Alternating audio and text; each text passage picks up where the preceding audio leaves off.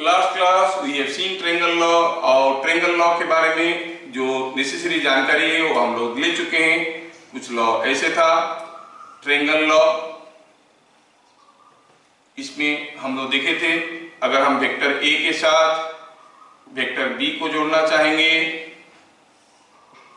तो क्या करना होता है, पहले ए को ले लो, उसके साथ बी को ऑर्डर में ले लो और फिर ये बी है, ये ए है, ए का टेल से बी का हेड तक ऐसे जोड़ो, जो मिलेगा उसको हम रिजल्टेंट वेक्टर कहेंगे और ए प्लस बी कहेंगे। ऐसे हम लोग लास्ट क्लास देखे थे, ठीक है, ये सब चीज लास्ट क्लास हम लोग देखे थे। इतना जानकारी को आगे बढ़ाते हुए हम लोग आगे बढ़ेंगे। इसमें जब हम कोई वेक्टर ए को इसे रिप्रेजेंट करते थे, what was the length representing the magnitude of the vector, length was representing the magnitude of the vector, arrow head was giving you the direction of vector. Fine, ये सब चीज भी हमें समझ में आ गया है। क्या आप में से कोई बता सकता है कि यहाँ पर जो ए और बी दो वेक्टर है, इन दोनों वेक्टर के बीच में angle is more than 90 degree और लेस देन 90 डिग्री? कोई बोल पाएगा क्या? लेस देन 90 डिग्री, ये भी एक इंपॉर्टेंट पॉइंट। यस, ये भी एक इंपॉर्टेंट पॉइंट था।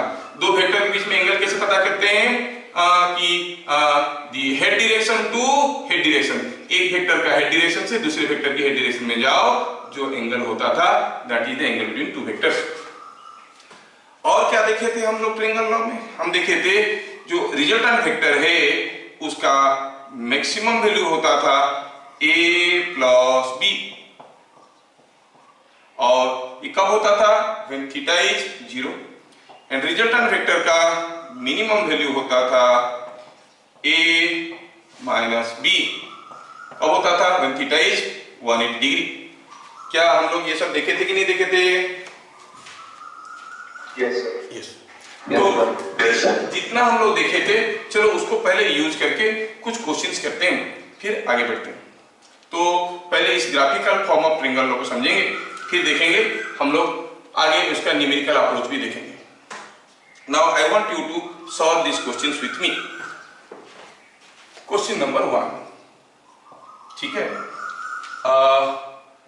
Find relation between vector A, vector B, vector C. कुछ फिगर दिया गया है।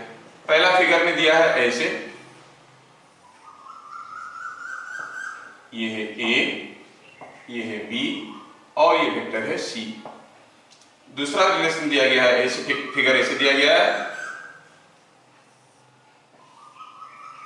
ठीक है,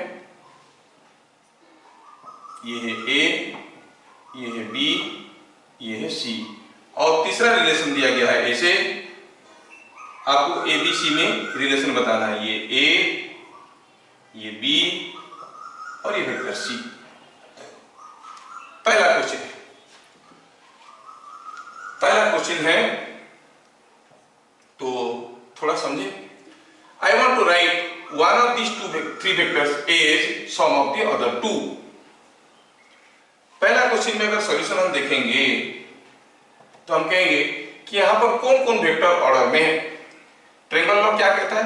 if two vectors A and B are taken in order representing the two sides of a triangle, then the third side of the triangle taken in reverse order represents the sum of the two vectors. तो पहले देखें कि यहां पर कौन सा दोनों side order में है। हम देखेंगे कि ऑर्डर में होने का मतलब ये कंटिन्यूअस फ्लो होना चाहिए, बी ए से आया फिर ए से गया, मतलब A and B are in order. ओ अच्छा, A and B are in order. क्या सी रिवर्स ऑर्डर में है? हाँ, C is in reverse order. तो पहला बिट का आंसर क्या आ गया? Vector C must be equal to vector A plus vector B. दूसरा बिट क्या यहां पर कोई बताएगा यहां पर कौन कौन वेक्टर ऑर्डर में है? A B A and B. क्या सी रिवर्स ऑर्डर में है?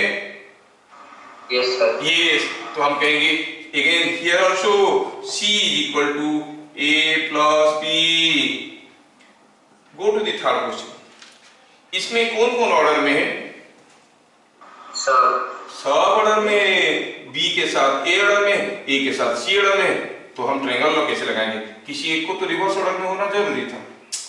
तो एक काम करते हैं, we know if this is vector C, graphical form of vector में हम लोग पढ़े the equal and opposite vector is called minus C. अगर ये वेक्टर सी है तो मैं इसको कुछ ऐसे ड्रॉ कर सकता हूं, ये हुआ वेक्टर ए, ये हुआ वेक्टर बी, और इस वेक्टर को मैं कह सकता हूं माइनस सी, क्योंकि ये सी है तो उल्टा वाला minus C. Yes, now I see the relation. What is that? B and A are in order, minus C is in reverse order. तो I call minus C is equal to A plus B, और आप कह सकते हो minus सी को उधर ले लो, A plus B plus C is equal to 0। ठीक है, ये चीज समझ में आया। नेक्स्ट क्वेश्चन देखेंगे।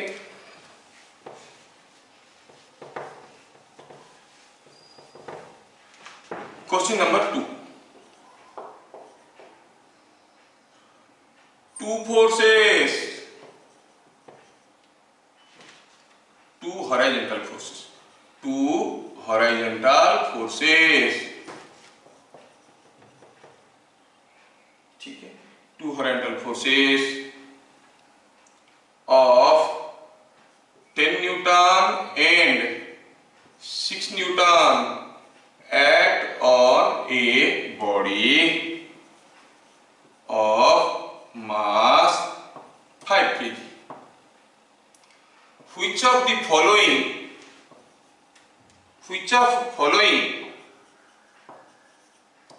cannot be its acceleration? Option दिया गया है आपको। पहला दिया गया है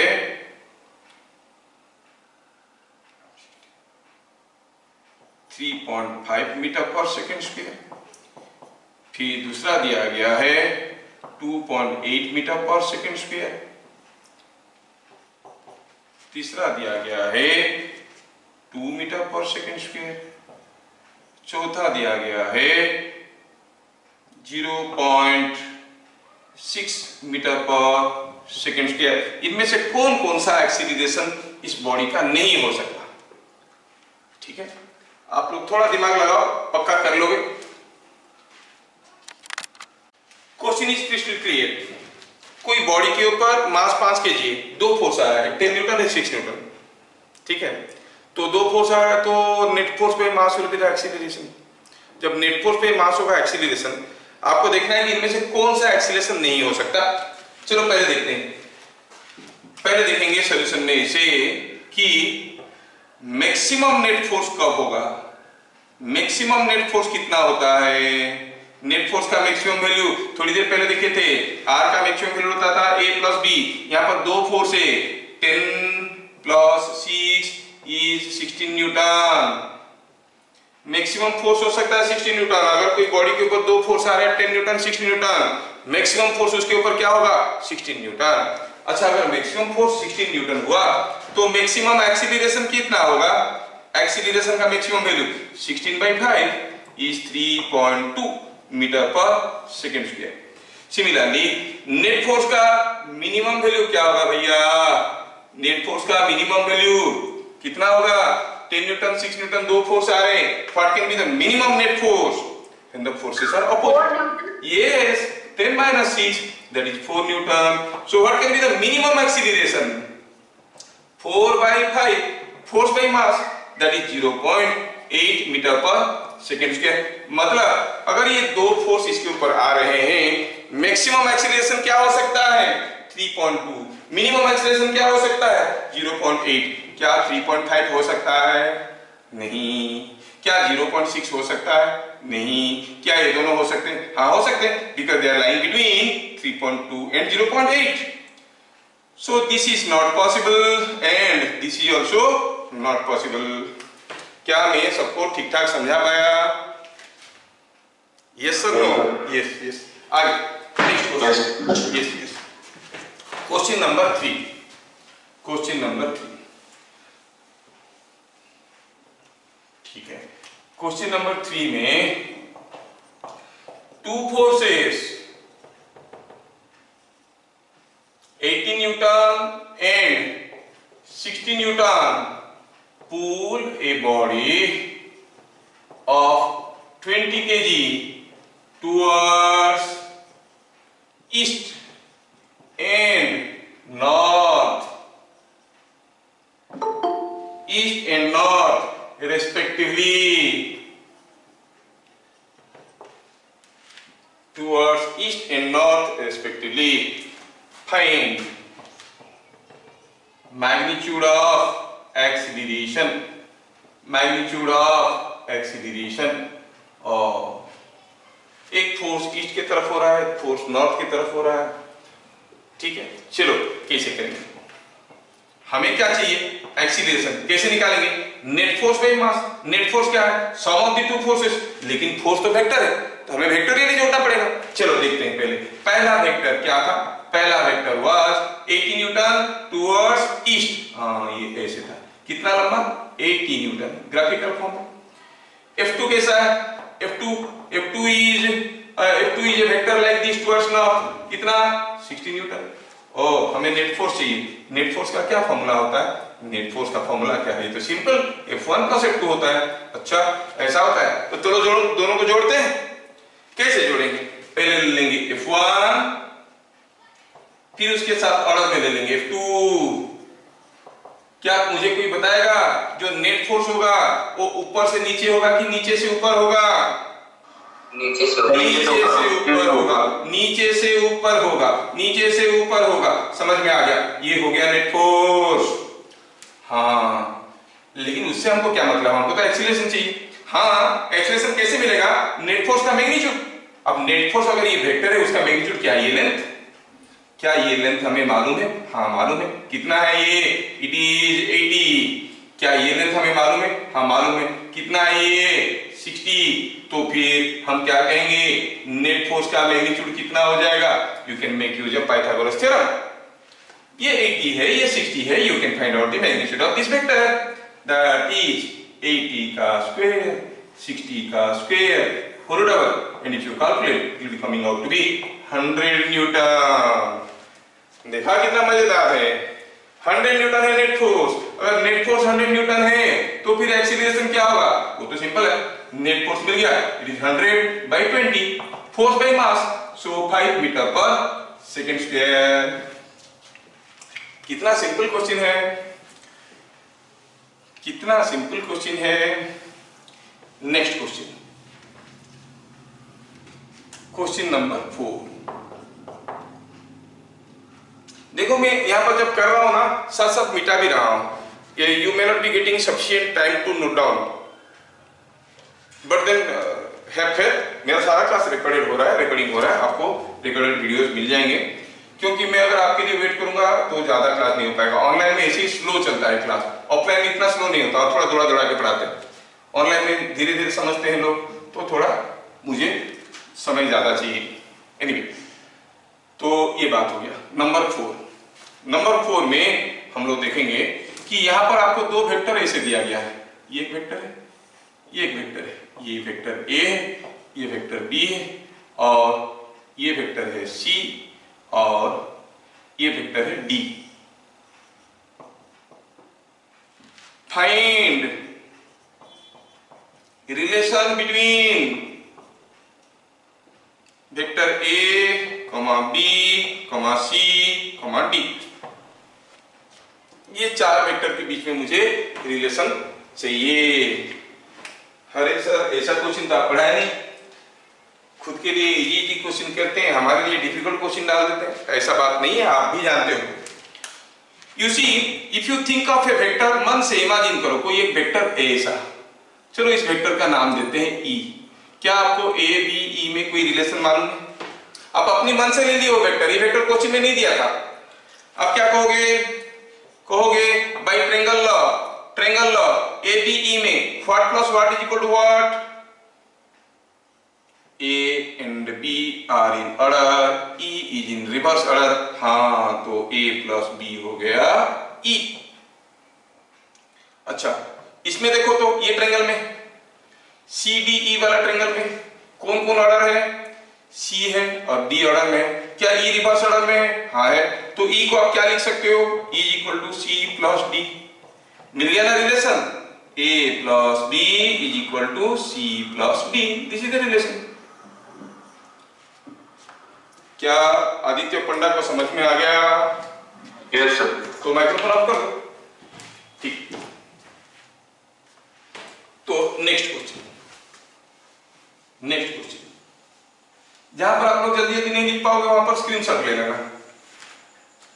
नंबर 5, क्वेश्चन नंबर 5। ठीक है, थोड़ा आपको ट्रायंगल लॉ का ग्राफिकल फॉर्म के साथ ज्यादा अक्वेंटेड करने के लिए I am giving U a simple question like this. ये कोई एक रेगुलर हेक्सागन है। It's a regular hexagon. Regular hexagon मतलब उसका हर साइड बराबर लेंथ के हैं और ये सब नाम दे दिया गया O A B C D E ऐसे करके दिया और दिया है कि ये जो वेक्टर है OA उसका नाम है X और AB एक वेक्टर है इसका नाम है Y। पूछा है बाकी सारा वेक्टर को बताओ क्या है in terms of X and Y। बाकी सारा मतलब ये वेक्टर, ये वेक्टर, ये वेक्टर, ये वेक्टर, ये वेक्टर, ये सारा वेक्टर आपको बताना है। ये वेक्टर, जितने वेक्टर हो सकते हैं आप इसमें मनमर्जी ड्रॉ करो और ये सारा वेक्टर को in terms of X and बताओ। क्या क्वेश्चन दिया है? Express all unknown vectors in terms of vector X and Y for the regular hexagon। यहां पे क्लू आप याद रखो, जैसे आप जानते हो कि अगर आपके पास कोई स्क्वायर है, स्क्वायर का अगर साइड लेंथ a है तो उसका डायगोनल का लेंथ कितना होता है? √2a होता है ना? a square plus a square root of. Similarly अगर कोई एक हेक्सागन होता है, ठीक है, कोई एक अगर हेक्सागन है ऐसे और हेक्सागन का साइड लेंथ a है तो उसका डायगोनल कितना होता है मालूम है? 2a। ये ज्योमेट्री है, ठीक है, ये याद रखना, ये गिवन है। कुछ लोगों को मालूम होगा, जिनको मालूम नहीं है वो देख लिए इसको, ये दिया हुआ है। हाँ, now we come back to the question. क्या दिया है? This is a regular hexagon, there are so many unknown vectors, हर एक साइड का लेंथ बराबर है। सर समझ में तो नहीं आ रहा है, अगर ये लेंथ इतना ये लेंथ इतना है, दोनों लेंथ बराबर है तो ये वेक्टर x होता है, ये y क्यों होगा? ये भी तो x होना चाहिए।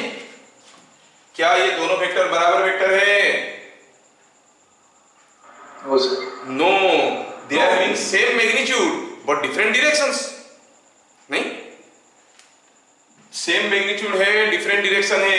ये वेक्टर इधर को है, वेक्टर इधर को है, मैग्नीट्यूड बराबर हुआ तो क्या बराबर हो जाएंगे? वेक्टर के पास मैग्नीट्यूड डायरेक्शन दो चीज होते हैं, दोनों बराबर नहीं है तो हम कहेंगे ये x हुआ तो ये y हुआ। ठीक है, अब मुझे पता करना है ये OB क्या है, BC क्या है, OC क्या है, OD क्या है, CD क्या है, ED क्या है, OE क्या है, ये आप लोग अभी करोगे।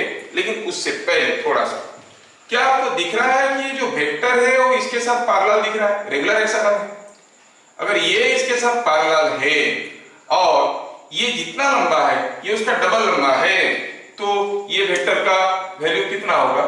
2y। इसका डबल है क्योंकि 2a होता है ना, ये a हुआ तो ये 2a होता है। हाँ, ये मालूम चल गया। Now you go for this triangle OAB triangle, x and y are known. Can you find out OB in terms of x and y? Yes. Then you go for OBC triangle. This is known, this is known. Try to find this. Accordingly, you try to find out all these vectors and fill out these values. You are given 2 minutes for this. Let us start working. चलिए अब मैं करता हूँ, solution बनाता हूँ। हमें OAB triangle दिख रहा है जिसमें हम कहेंगे OB एक वेक्टर है जो कि x एंड y ऑर्डर में है और OB रिवर्स ऑर्डर में है, तो OB is x plus y। समझ में आ गया? OB का वैल्यू हुआ x प्लस y। अच्छा, अब मुझे BC चाहिए। मुझे अगर BC चाहिए तो हम क्या करेंगे? BC चाहिए तो I have to go for OBC triangle. OBC triangle में अगर हमें BC चाहिए तो देखते हैं BC करेंगे तो क्या होगा। We go like this, BC BC BC। यहाँ पे हम देख रहे हैं OBC ट्रायंगल में OB plus BC is equal to OC। OB and BC are in order, तो हम कहेंगे OC OB plus BC is equal to OC। हमें चाहिए था BC, मिल गया BC। क्या है? OC minus OB। OC क्या है? OC क्या है भाई? OC क्या है? 2y माइनस OB क्या है? OB is x plus y। हाँ, कितना मस्त है। IIT JEE में आया था, नॉट एग्जैक्टली दिस, थोड़ा सा इसका इंप्रूव्ड वर्जन। यही क्वेश्चन आया था, बता दूंगा बाद में क्या क्वेश्चन आया था। मैं बता देता हूं। क्वेश्चन था what is the resultant magnitude of the sum of the vectors OA plus OB plus OC plus OD plus OE। सारा वेक्टर को जोड़ेंगे तो उनका रिजल्टेंट कितना होगा, ऐसा क्वेश्चन आया था। एनीवे देख लेंगे। 2y minus x plus y हो गया y माइनस x। हाँ, ये मिल गया कौन? BC। कितना? y minus x। क्या है कोई पहलवान जो मुझे बताएगा CD कितना होगा बिना कुछ कैलकुलेशन किए? OA अगर ऐसा है x, yes, you have understood it is minus x, it is equal to opposite to this। क्या कोई मुझे बताएगा what is OE?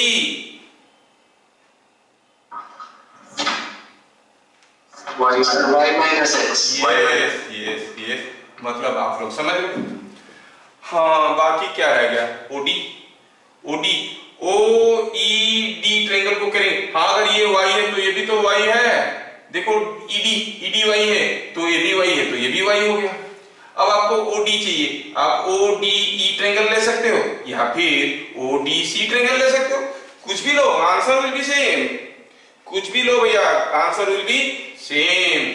और आप कहोगे अगर OED ट्रायंगल को ले लोगे, OED ट्रायंगल को ले लोगे, OED ट्रायंगल ले लिए तो क्या दे रहा है OED ट्रायंगल में? y minus x plus y, that is हम कहेंगे OD vector is equal to OE plus ED। हाँ ठीक है, क्योंकि OE एंड ED ऑर्डर में और ये रिवर्स ऑर्डर में। हाँ तो काम बन गया। OD कितना है? y minus x plus y। y minus x plus y is nothing but 2y minus x। ये था, तो हमें सारा वेक्टर देखो मिल गए। ये कितना आया? 2y minus x। ठीक है, क्वेश्चन नंबर 5 भी आपको समझ में आ गया। चलिए अगला क्वेश्चन देखते हैं।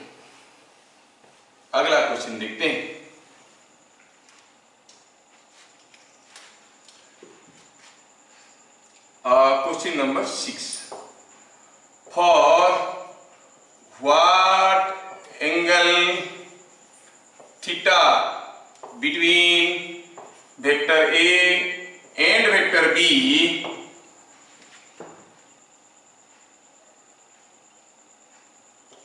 A plus B magnitude is equal to magnitude of A plus magnitude of B। जो पढ़ के आए होंगे फटाफट बता देंगे। दूसरा हुआ A plus B magnitude is equal to magnitude of A minus magnitude of B। जो पढ़ के आए होंगे वो भी फटाफट बता देंगे, लेकिन यहाँ पर थोड़ा दिमाग लगेगा। तीसरे वाले में A plus B is equal to magnitude of A is equal to magnitude of B। Theta क्या होने से ये बात कुछ ऐसे होगा, आपको समझना है और बताना है। First should be the value of theta, so that A plus B will have a magnitude equal to magnitude of A, that will be again equal to magnitude of B। मतलब ए बी और ए plus B सबका magnitude बराबर होगा। ये हो गया question number 6। थोड़ा सा सोचिए, आप कर सकते हैं।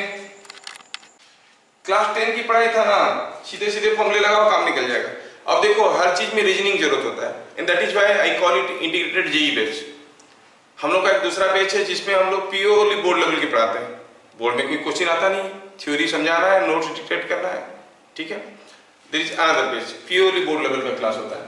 Charges are also quite less, जबकि इसमें तो हम आपको थोड़ा तैयारी करवाएंगे, कोशिश करें। कुछ लोगों को नहीं मिलेंगे तो फिर तो चाइना के ऊपर कितना दिन डिपेंड करेंगे, हमारे लोग काम नहीं करेंगे तो।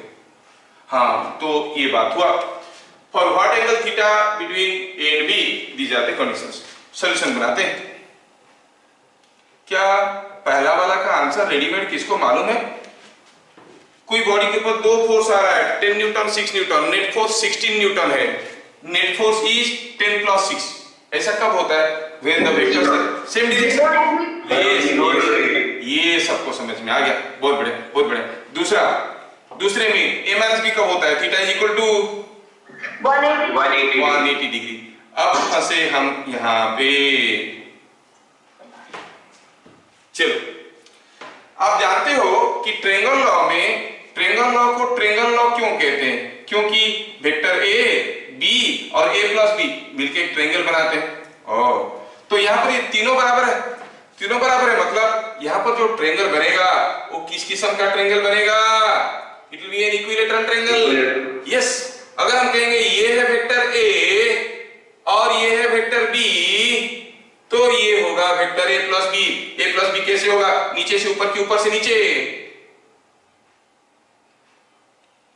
कैसे होगा? नीचे से ऊपर, नीचे से ऊपर। ये वेक्टर हो गया a + b। हाँ, क्या दिया है? a + b, a b मतलब this length, this length, this length सब बराबर है। क्या आपको ये एंगल मालूम है? कौन सा एंगल है? 60 डिग्री। ये 60 डिग्री। लेकिन क्वेश्चन क्या पूछा है? क्वेश्चन पूछा है what is angle between a and b। a और b के बीच में क्या एंगल है? देखिए तो यहाँ पर a ऐसा है, b ऐसा है, एंगल क्या होगा? Head direction to head direction. ये कितना? 120 डिग्री। क्या समझ में आया? Theta will be equal to 120 degree, because how the angle is measured from the head direction of one vector to head direction of other. जो 60 लिख के आ जाएगा उसका तो गया। समझ में आया क्यों 120 डिग्री हुआ? समझ में आ गया सबको? यस और नो? यस। ठीक। आज आगे बढ़ते हैं। क्वेश्चन नंबर 6 भी हम लोग देख लिए। अब क्वेश्चन नंबर 7 में जाएंगे। क्वेश्चन नंबर 7 में जाएंगे, ठीक है। क्वेश्चन नंबर 7 क्या बोल रहा है? क्वेश्चन नंबर 7, क्वेश्चन नंबर 7 बोल रहा है given vector a magnitude is equal to 10 when vector b was added to vector a, it was found that क्या a plus b जो वेक्टर है is perpendicular to a, is perpendicular to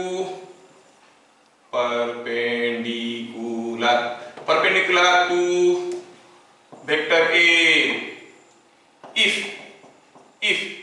a plus b has magnitude is equal to 10, find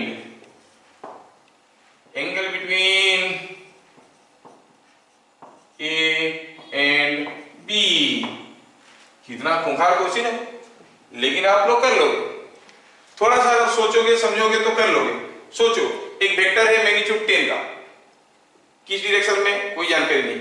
जब उसके साथ vector b को जोड़ दिया गया, b का मैग्नीट्यूड कितना है मालूम नहीं है, किस डायरेक्शन में वो भी मालूम नहीं है, जोड़ दिया गया तो पता चला कि जो रिजल्टेंट बन गया वो है a plus b। वो वेक्टर a को परपेंडिकुलर हो गया। तो बताओ ए और बी के बीच में एंगल कितना है अगर ए प्लस बी का मैग्नीट्यूड भी 10 है। सॉल्यूशन पे ध्यान दिया जाए। I can wait for 60 seconds to see if anyone can try it. 2 persons are thinking so fast. Why not you? Vector A is magnitude 10. हम ले लिए ये वेक्टर को ले लिए A। Suppose किस डायरेक्शन में मालूम नहीं है तो हम ले लिए मैग्नीट्यूड इसका 10 है।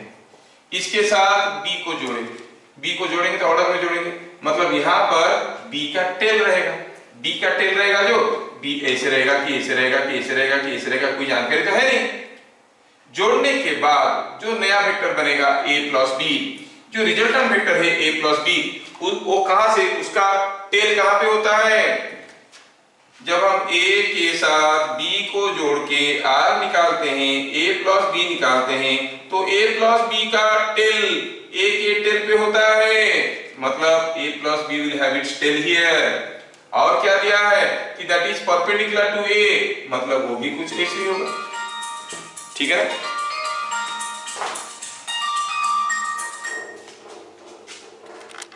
तो हम देख लिए कि वेक्टर ए का मैग्नीट्यूड 10 है और a प्लस बी जो कि a का टेल से शुरू होता है उसका भी मैग्नीट्यूड 10 है। तो क्या कोई मुझे बता सकता है how will be the vector B? Vector B कहां से शुरू होता है? From the head of A. कहां खत्म होता है? At the head of B, A plus B, मतलब वेक्टर बी रहेगा ए से। अब देखो हमारा जाना पहचाना फिगर आ गया, A and B are in order and A plus B is like this. Find angle between A and B and magnitude of B. चलो मैग्नीट्यूड ऑफ बी भी निकाल लेते हैं। तो क्लियरली हमें हमारा फिगर दिख गया, इतना बड़ा क्वेश्चन, इतना सिंपल फिगर। तो क्या कोई बताएगा मैग्नीट्यूड बी का मैग्नीट्यूड कितना होगा? अरे ये लेंथ से ये भाई, अगर ये 10 है, ये 10 है तो बी का मैग्नीट्यूड हो जाएगा 10 स्क्वायर प्लस 10 स्क्वायर 10 10 10 रूट 2। और एंगल ए और बी के बीच में एंगल, अब ये आइसोसेलेस राइट एंगल ट्रायंगल है, ये साइड बराबर है, तो ऑब्वियसली ये एंगल 45 डिग्री होगा। क्या कोई मुझे बताएगा angle between A and B क्या होगा? बिटवीन ए एंड बी कैसे मेजर किया जाता है? Head direction of A to head direction of B. A का हेड डायरेक्शन ये है, बी का हेड डायरेक्शन ये है। दिस होल एंगल कितना है? 180 माइनस 45 इज 135 डिग्री। तो क्या कहेंगे? It is 180 minus 45 is equal to 135 degree. So angle between A and B is this. क्या बात समझ में आ रहा है? Yes, sir. सबको आ रहा है समझ में? अच्छा, तो थोड़ा और आगे बढ़ते हैं और 2-4 क्वेश्चन देखते हैं, फिर आगे बढ़ेंगे। ठीक है, ठीक है, ठीक है।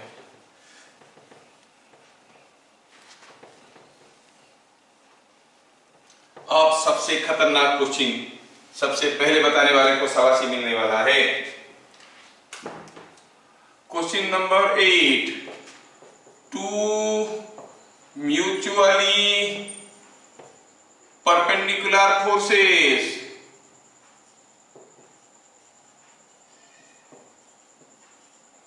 pull a body over some displacement. कितना डिस्प्लेसमेंट दिया नहीं है, सम डिस्प्लेसमेंट। कैसा फोर्स है? म्यूचुअली परपेंडिकुलर, दोनों के बीच में एंगल 90 डिग्री है। Work done by the forces are से 13 joule and 40 joule. Find total work done. क्या कोई फटाफट सबसे पहला आंसर बताएगा? जो बताएगा उसको शाबाशी मिलने वाला है। 50 जूल। 50 जूल। कितना स्मार्टली बताया, कौन बताया? Rishita. Any other answer? Any other answer?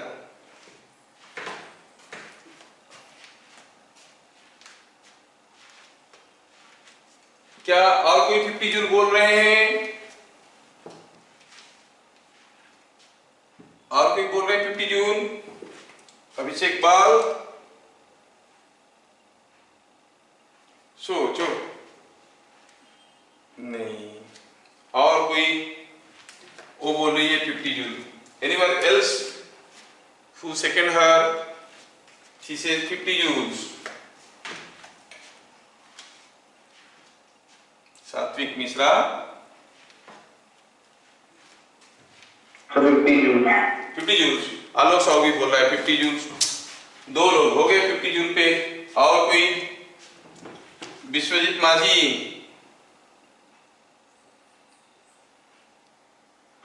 नहीं हो रहा है। नहीं हो रहा है।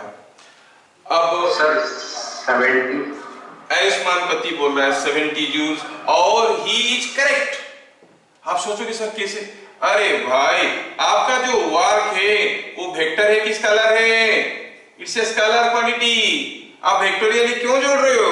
आप बोल रहे हो कि ये 30 जूल है, ये 40 जूल है, म्यूचुअली परपेंडिकुलर है, 30 ले ली, 40 ले ली, रिजल्टेंट निकाल दी। अरे गड़बड़ हो गया। This is a scalar quantity. So total work done scalar quantity में कैसे निकलता है? Total work done is equal to 30 plus 40, simple 70 joules. देखे ना मार्क आ गया साहब। वेक्टर करते करते सब चीज में वेक्टर लगा देते हैं, तो आंसर क्या हो गया? 70 जूल्स। समझ में आया? ठीक है, ठीक है।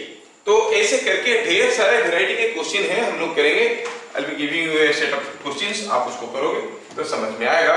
फिलहाल हम इसको अब मिटाएंगे और ट्रायंगल लॉ का नेक्स्ट वर्जन देखेंगे। ये तो था ग्राफिकली दो वेक्टर के बीच में अगर हमें दो वेक्टर हमें दिया गया है, how to find the resultant. हमें अगर ग्राफ पेपर दिया गया है, स्केल, पेंसिल, प्रोडक्ट और सेट स्क्वायर सब कुछ दिया गया है और पूछा गया है निकालो ये दोनों वेक्टर का रिजल्टेंट, तो आप क्या करोगे? ये वेक्टर दिया है, इसके साथ ये वेक्टर को जोड़ो, कितना होगा? ग्राफ पेपर में इसको ड्रॉ कर लिए, फिर इसको ड्रॉ कर लिए, फिर इसको ड्रॉ कर लिए, फिर स्केल लगा के नाप लिए कितना लंबा है, that is the resultant. This is a graphical approach अभी तक जो हम लोग सीखे थे। Now let us see a numerical approach to triangle law. Numerical approach, triangle law का numerical approach. Now we want to learn numerical approach to triangle law. ठीक है, हमें graph paper, scale, pencil, protractor नहीं दिया गया है, फिर भी हमें रिजल्टेंट निकालना है। ग्राफ आप ड्रॉ नहीं करेंगे, बिना ड्रॉ किए निकालेंगे। कैसे निकालेंगे थोड़ा ध्यान से देखो, ये बहुत एक इंपॉर्टेंट डिराइवेशन है और स्कूल एग्जाम में तो, फर्स्ट टर्मिनल एग्जाम में तो कंपल्सरी आता है। बच्चों को पहले कॉपी मिलता है, फिर क्वेश्चन मिलने में थोड़ा देर होता है, क्वेश्चन मिलने से पहले लोग आंसर लिखना शुरू कर देते हैं, क्योंकि तो आया होगा पक्का, इतना पॉपुलर रेगुलर क्वेश्चन है। चलो देखते हैं ये क्या है, कैसा है। लेट मी डू इट, आप लोग ध्यान से देखो, समझो। Let angle between A and B is theta. हमें क्या निकालना है? A प्लस B का मैग्नीट्यूड, A प्लस B का डायरेक्शन, मतलब रिजल्टेंट मैग्नीट्यूड, रिजल्टेंट डायरेक्शन दोनों निकालना है। ठीक है, तो कुछ होगा एंगल थीटा, कुछ भी वैल्यू हो सकता है। एंड जब A और B के बीच में एंगल 90 डिग्री था, हमें कोई फॉर्मूला की जरूरत नहीं था, हम फटाफट निकाल देते थे। नहीं? अच्छा, अब थीटा है, थीटा में भी एनीथिंग, इट में भी 30 डिग्री, 60 डिग्री, 120 डिग्री, 45 डिग्री, कुछ भी हो सकता है। वेल, तो सपोज हम कहेंगे ये है A और इसके साथ जोड़ दिए वेक्टर B, और ट्रायंगल लॉ कहता है कि A के साथ B को ऑर्डर में ले लो, तो फिर जो रिजल्टेंट मिलेगा यहां से ऐसे, उसको आप कहोगे A plus B। A plus B लिखने में थोड़ा सा दिक्कत होता है, तो मैं इसको R लिख देता हूं। मुझे R का मैग्नीट्यूड और डायरेक्शन चाहिए। A और B के बीच में एंगल थीटा है, मतलब कौन सा एंगल थीटा है? From the head direction of A to the head direction of B if you move. A का हेड डायरेक्शन कौन सा है? ये इस डायरेक्शन से इस डायरेक्शन में जाएंगे, मतलब ये एंगल थीटा है। इतना जानकारी हमारे पास है। हमें पूछा गया है for the magnitude of the resultant, for the direction of the resultant. तो अब यही जो फिगर है उसको मैं थोड़ा जूम करके ड्रॉ करता हूं। Let me take this is vector A, this is vector B, ठीक है, ये ए है, ये बी है, और ये जो है ये है वेक्टर आर। हमें आर का मैग्नीट्यूड चाहिए और क्या मालूम है? मालूम ये है कि ये जो एंगल है वो थीटा है। थोड़ा कैलकुलेशन के लिए आसान होगा, मैं लिख देता हूं। ये मान लो O है, ये A है, और मैं क्या करता हूं, ये B है, ये B है, तो यहां से मैं एक परपेंडिकुलर ड्रॉ कर देता हूं। चलो इस पॉइंट को कहता हूं B, इस पॉइंट को कहता हूं C, ऐसे नाम दे दिया। नाम देने में क्या हर्ज है? कोई भी किसी को नाम दे सकता है। ये हो गया O, ये हो गया A, मैं कोई भी चेंज नहीं कर रहा हूं एग्जिस्टिंग सिस्टम पे, OBC। हमें क्या चाहिए? Magnitude of R. कैसे मिल जाएगा? If I look at the triangle OBC, ये ओबीसी ट्रायंगल में कैसे कैसे मुझे अगर ओबी मिल जाएगा और बीसी मिल जाएगा तो फिर ओसी तो कोई भी निकाल सकता है। ओबी का स्क्वायर, बीसी का स्क्वायर होल डाउन। हाँ सर, ये तो आसान चीज है, बढ़िया। चलिए ओबी का स्क्वायर बीसी का स्क्वायर करके निकाल देंगे। Okay, so before we go for any calculation, हम देखेंगे इन फिगर शो में क्या क्या फिगर में क्या क्या हूं। I have draw perpendicular from here and here and see this angle is 90 degree. In figure shown in ABC triangle, ABC triangle में अगर आप निकालोगे तो ABC ट्रायंगल बाद में लिखेंगे। पहले देखो in the figure shown what is OA, ये लेंथ OA क्या है? It is nothing but magnitude of vector A, नहीं? And what is AC, it is nothing but magnitude of vector B। A से C magnitude of vector B। हमें क्या निकालना है? R magnitude. O क्या है? इट इज OC, ये निकालना है। अच्छा ठीक है। नाउ इन ABC ट्रायंगल थोड़ा ध्यान से देखो। अगर हम ABC ट्रायंगल को देखेंगे, क्या बता सकते हो? AB by AC क्या होगा? What will be AB by AC? AB by AC इसको हम क्या कहते हैं? Base cos theta, cos theta, cos theta. मतलब AB जो हमें मालूम नहीं है वो हो गया AC cos थीटा। अच्छा, और what is BC by AC? BC by AC होता है sin थीटा। यस, तो BC मिल गया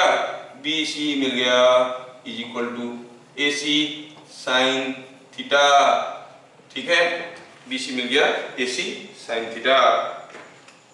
ये चीज हमें मिल गया, BC मिल गया AC sin थीटा। यहां तक हमें मिल गया। ठीक है भाई। अब मुझे क्या चाहिए था? OC का square is equal to OB का स्क्वायर प्लस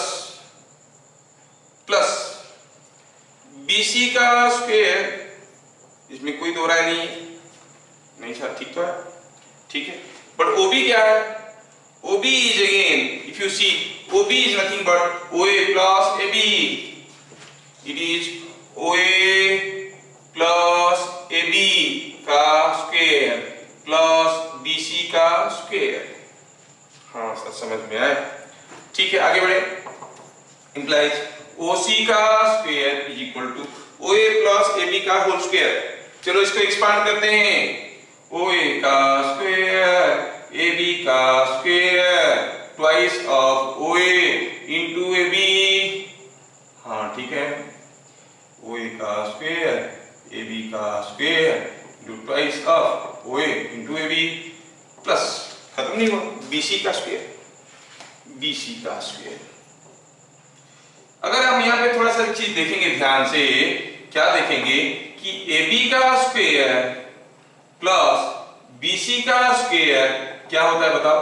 AB का स्क्वायर प्लस BC का स्क्वायर ये होता है AC का स्क्वायर, है कि नहीं? ये होता है AC का स्क्वायर, हमें मालूम है पाइथागोरस थ्योरम। अब यहाँ पर भी हमारा AB का स्क्वायर है, ये वाला टर्म BC का स्क्वायर है, दोनों को जोड़ के AC का स्क्वायर लिख सकते हैं। तो क्या मिलेगा?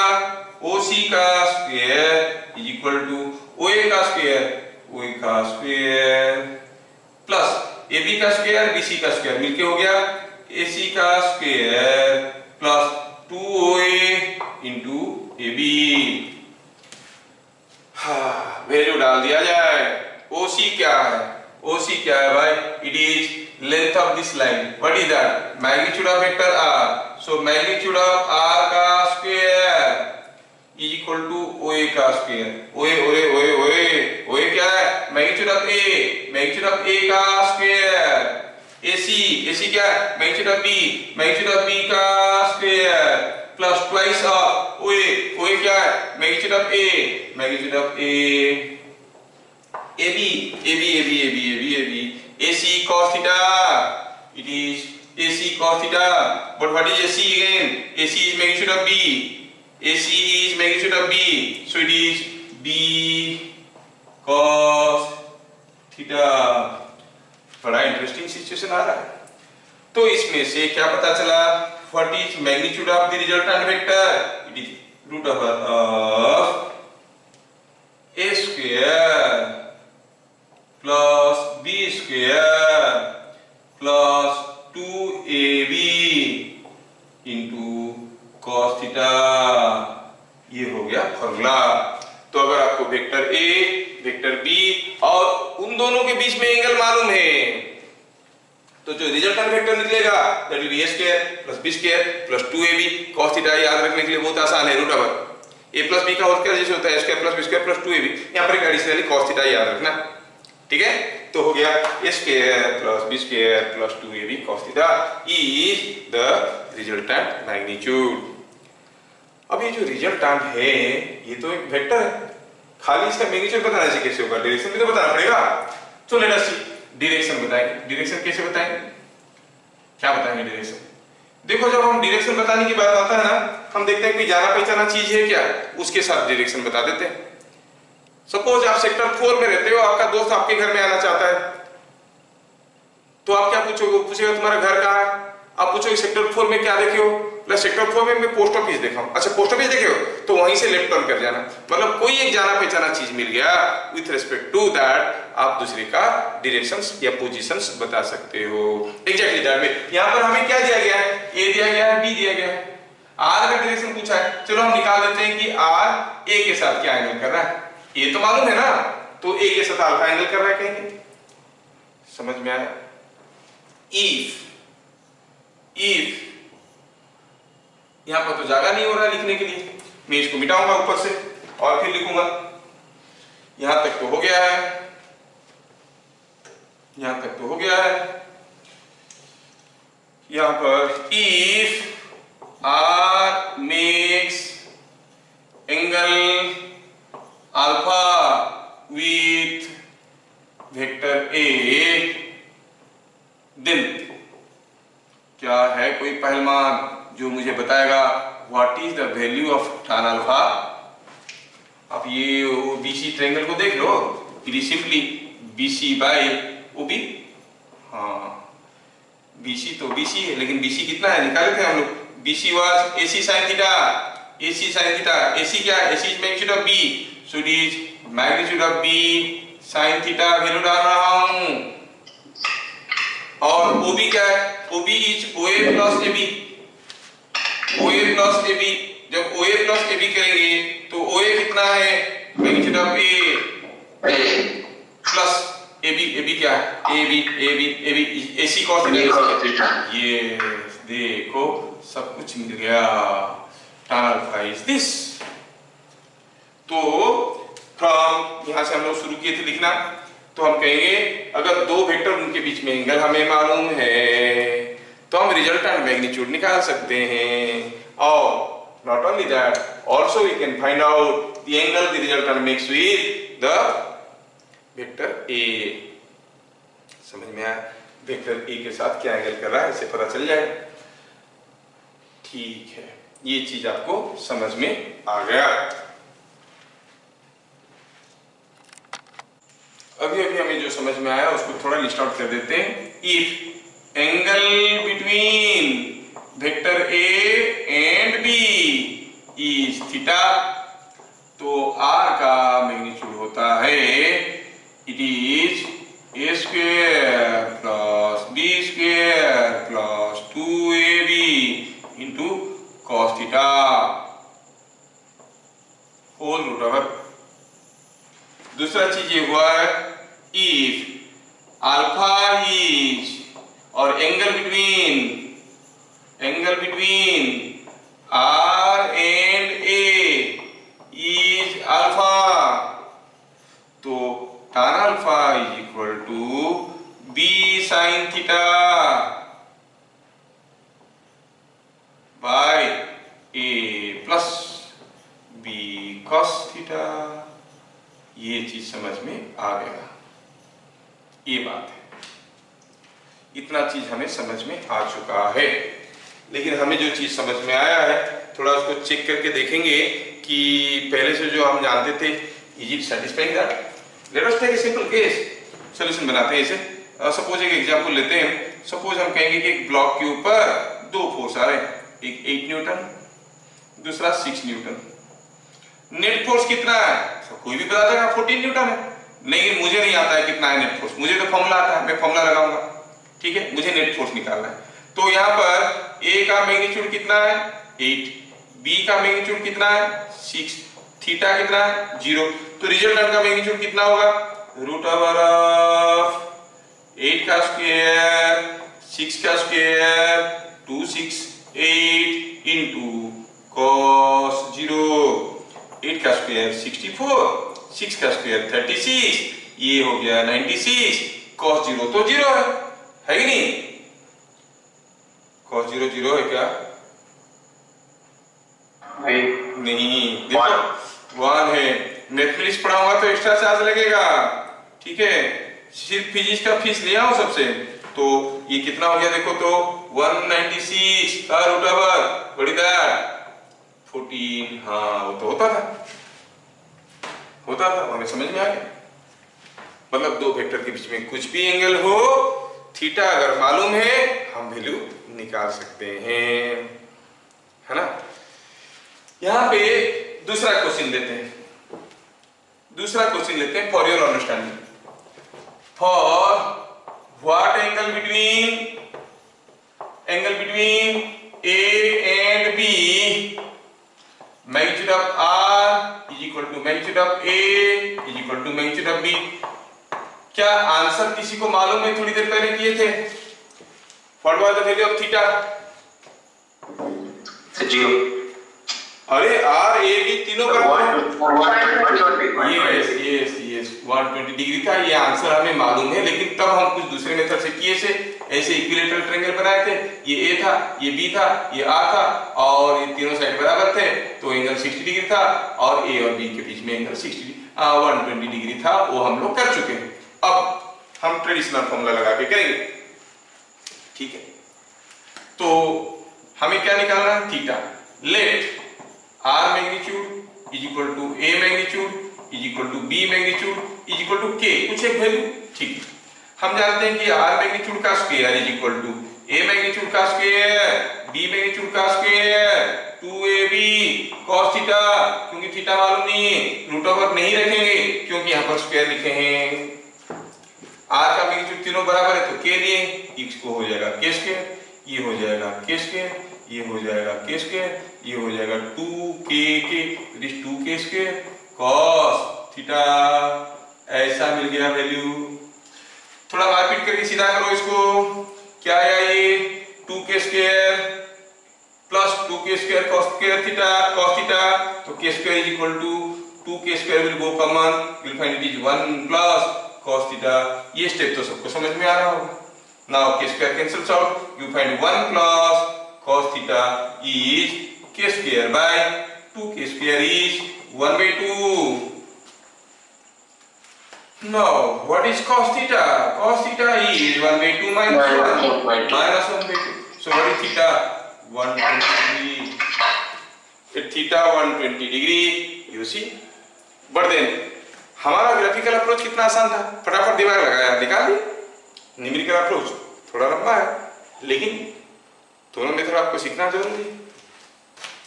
तो क्या देखे हम देखे ऐसे कि जो angle between two vectors is 120 degree, तब जाके हम कहेंगे R will be equal to A equal to B। समझ में आया? तो जो चीज हम जानते हैं उसी को यूज करें। बस एक लास्ट पॉइंट में लिखना चाहूंगा, यहाँ पे एक बहुत इंपॉर्टेंट शॉर्टकट रूल है, आप उसको याद रखना ऐसे कि इफ ये याद रखोगे तो न्यूमेरिकल करने में फास्टर हो जाओगे। If magnitude of A is equal to magnitude of B is equal to K, then चलो for different values of theta, कुछ स्टैंडर्ड वैल्यूज ऑफ थीटा है, उसके लिए R का वैल्यू याद रखते हैं। थीटा का वैल्यू 0 है, 60 है, 90 है, 120 है, 180 है। ये सब में R का वैल्यू क्या होगा? अगर हम वैल्यू लगाएंगे, फॉर्मूला लगाएंगे, कैसे निकालेंगे R का value? It is a square plus b square plus 2ab cos theta. Theta की जगह सुटेबल वैल्यूज लेंगे, आंसर निकलेगा। तो क्या निकलेगा? When theta is 0, it will be 2k. 60 degree, it will be equal to √3k. अब निकालोगे तो ऐसे वैल्यूज रहेगा। 90 degree, it will be √2k, क्योंकि ये दोनों आपस में परपेंडिकुलर रहेंगे ना, ये भी k है, ये भी k है, तो रिजल्टेंट क्या हो जाएगा? √2k। अच्छा 120 degree, it will be k, 180 degree, it will be 0। अगर आप ये स्टैंडर्ड वैल्यूज याद रखते हो, your numerical practice will be faster. For different values of theta, corresponding values of R are given in this table. समझ में आया? Understanding और स्टैंडिंग अंडर ऊपर से जा रहा है, अंडरस्टैंडिंग ना, अंडरस्टैंडिंग यस। तो ये वैल्यूज आपको याद रखना है, ठीक है? खैर मेरा तो अभी दूसरा क्लास है, फिर हम लोग मिलेंगे कल। आप लोग थोड़ा इसको पढ़ के आना, ठीक है? And will continue with this. फिर मिलेंगे अगले क्लास 6 बजे कल। तब तक के लिए जय हिंद। Thank you sir.